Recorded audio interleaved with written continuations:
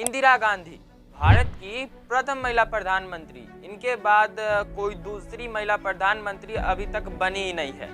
इंदिरा गांधी ने अपने कार्यकाल के दौरान बहुत सारे फैसले लिए, जिसमें कुछ फैसले जनता के हित में थे और कुछ नहीं। लेकिन आज आप YouTube पे इंदिरा गांधी या इंदिरा गांधी की बायोग्राफी लिख के सर्च करोगे तो आपको इंदिरा गांधी की बायोग्राफी कम, बायोग्राफी के नाम पर इंदिरा गांधी की काली सच्चाई और इंदिरा गांधी एक कैरेक्टरलेस वुमेन थी, और इसी प्रकार की बहुत सारी वीडियोस आपको यूट्यूब पे बनी हुई मिल जाएगी। लेकिन शायद ही कोई बताता होगा कि इंदिरा गांधी ने हमारे देश के प्रति किया क्या। चलो मैं आपको बताता हूँ कि इंदिरा गांधी ने हमारे देश के प्रति क्या क्या किया।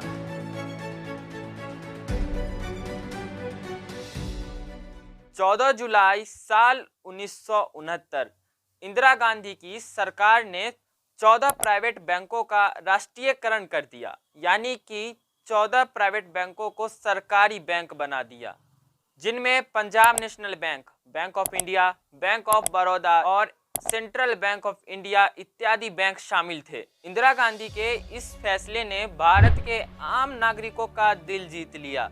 साल 1969 से पहले होता कुछ ऐसा था कि इन 14 प्राइवेट बैंकों पे सिर्फ अमीर लोगों का अधिकार हुआ करता था। मतलब ऐसे समझो कि इन 14 प्राइवेट बैंकों में सिर्फ अमीर लोगों के ही अकाउंट खोले जाते थे।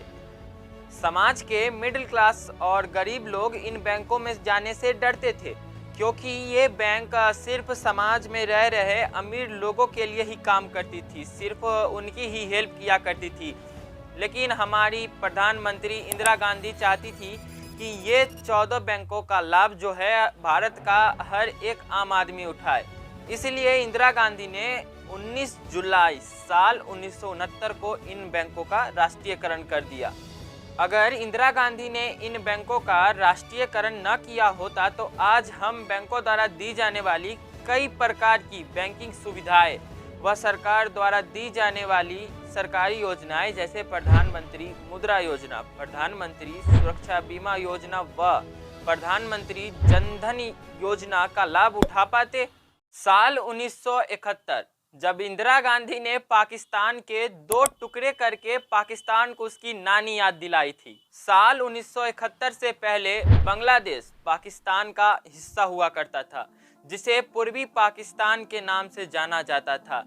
लेकिन पूर्वी पाकिस्तान के लोगों को पाकिस्तान से बिल्कुल अलग करके रखा जाता था, क्योंकि पाकिस्तान की सरकार में केवल पश्चिमी पाकिस्तान के लोगों का ही बोलबाला चलता था, जिस कारण पूर्वी पाकिस्तान सही से डेवलप नहीं कर पा रहा था। पाकिस्तान की सेना व सरकार पूर्वी पाकिस्तान में रह रहे अपने ही लोगों पर हिंसा कर रही थी, बेगुनाह लोगों की जान ले रही थी, क्योंकि पूर्वी पाकिस्तान के लोग पाकिस्तान की सेना व सरकार का विरोध कर रहे थे। अपनी जान बचाने के लिए पूर्वी पाकिस्तान के लगभग 10 लाख लोग भारत में शरणार्थी बन के आने लगे, जिस कारण भारत में अशांति का माहौल बनने लगा।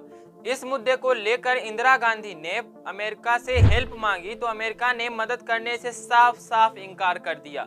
3 दिसंबर साल 1971 को पाकिस्तान के विमानों ने भारत के कुछ राज्यों पर बमबारी कर दी, जिसके बाद इंदिरा गांधी ने ऑल इंडिया रेडियो के माध्यम से भारत के लोगों के बीच अपने मन की बात रखी।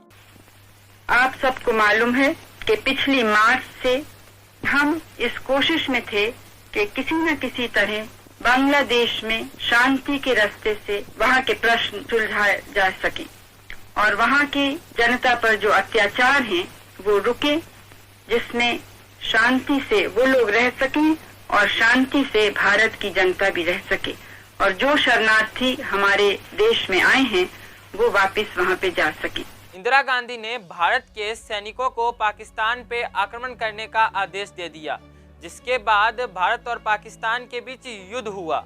युद्ध में न सिर्फ पाकिस्तान की शर्मनाक हार हुई, बल्कि पाकिस्तान के सैनिकों को भारत के सामने घुटने टेकने पड़ गए, अपने आप को सरेंडर करना पड़ा।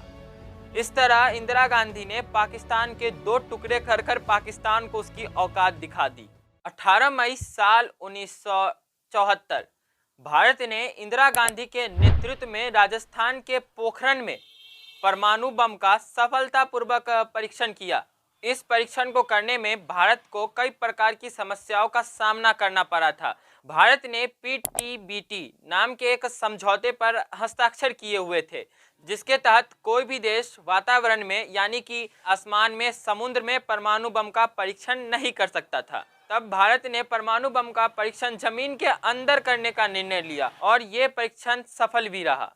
भारत ऐसा पहला देश बना जो UNSC यानी कि यूनाइटेड नेशन सिक्योरिटी काउंसिल का सदस्य न होते हुए भी परमाणु बम का परीक्षण करके दिखाया और सफल भी रहा। UNSC एक प्रकार की अंतर्राष्ट्रीय संस्था है जिसे विश्व का सिपाही भी कहा जाता है, जो कि विश्व में शांति और सुरक्षा कायम रखने का काम करता है। 25 जून साल 1975 से लेकर 21 मार्च साल 1977 तक इंदिरा गांधी ने भारत में आपातकाल लगा दिया, जिसे इंदिरा गांधी के कार्यकाल का सबसे विवादित और बदनाम दौर कहा जाता है। इंदिरा गांधी के काम करने के तरीके के चलते उन्हें आयरन लेडी भी कहा जाता है। भले यूट्यूब पर आज कई ऐसी वीडियो है जो इनके खिलाफ हेट फैलाती है, लेकिन हमारा काम है कि हम किसी के निजी जिंदगी में ना देख के ये देखें कि उन्होंने हमारे देश के प्रति किया क्या। अगर आपको वीडियो अच्छी लगी तो वीडियो को लाइक करना, चैनल को सब्सक्राइब करना। मिलते हैं अगले वीडियो में।